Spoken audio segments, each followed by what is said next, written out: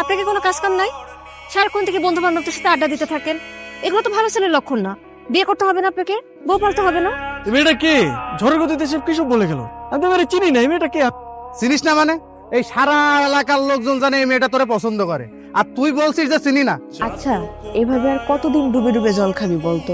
আর একটু সময় দে না আমাকে। তোর এইভাবে সময় নিতে নিতে দেখবি তোর জায়গা অন্যজন নিয়ে গেছে। তার থেকে সময় থাকতে থাকতে এখনই মনের কথাটা বলে দে। আমি তো আমার মনের মানুষকে প্রতিদিন আমার মনের কথা বলি। কি আপু, তোকে আজকালকে একটু অন্যরকম লাগতেছে। তুই কি আবার নতুন প্রেমে টেমে পড়লি নাকি? তুই না অনেক পেকে গেছিস। যা পড়তে যা। শোন, আজকে কিন্তু তোকে চিঠিটা দিতেই হবে, কোনোভাবেই মিস করা যাবে না।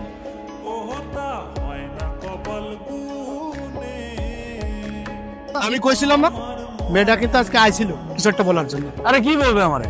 এই দিক দিয়ে হয়তো যাচ্ছিল, অট্টকল দেখার আগে নেই। আমি শিওর, শুধু শিওর না, অভার শিওর ওই মেয়ে তোকে কিছু বলতে আসছে। কোনো মেয়ে আছে নাকি তোর পছন্দের? তাহলে আমি বিয়ের প্রস্তাব নিয়ে যাই, তোর বিয়ে দিয়ে আমি তোর দুলা ভাইয়ের কাছে মালয়েশিয়া চলে যাই। আমার বিয়ে নিয়ে তোমার তো মাথা ব্যথা কেন?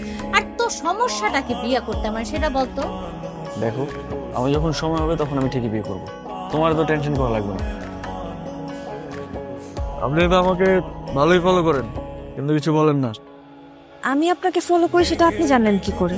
তার মানে আপনি আমারে ফলো করেন? তলে তলে এত করে ইচ্ছে? আরে মানুষ মানুষকে দেখে না রাস্তা বের হইলে? ওই দেখা আর কি। প্রেম টেম করেন নাকি?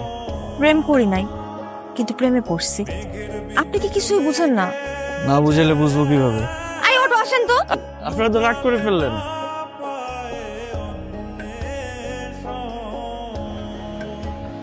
মামা, আপনি না বললেন জেরিন লেখাপড়া নিয়ে ব্যস্ত, এখন বিয়ে দিবেন না, কিন্তু জেরিন কোথায় লেখাপড়া করে এটা কি আপনি জানেন? এটা কেমন প্রশ্ন রকি? একটা ছেলের সাথে বিভিন্ন জায়গায় ঘুরে বেড়ায়। জেরিনের মা, জেরিনকে নিয়ে এদিকে আসো। আজ থেকে ওর বাইরে যাওয়া নিষেধ।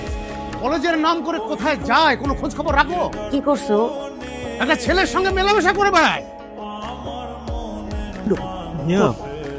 জেরিন কোথায়? ওরে বেশ কয়েকদিন ধরে দেখতেছি না, ও কই? আমিও তো বলতে পারতেছি না ওর কি হয়েছে। ও তো ফোনও ব্যবহার করে না যে ওর একটা খোঁজ নিব।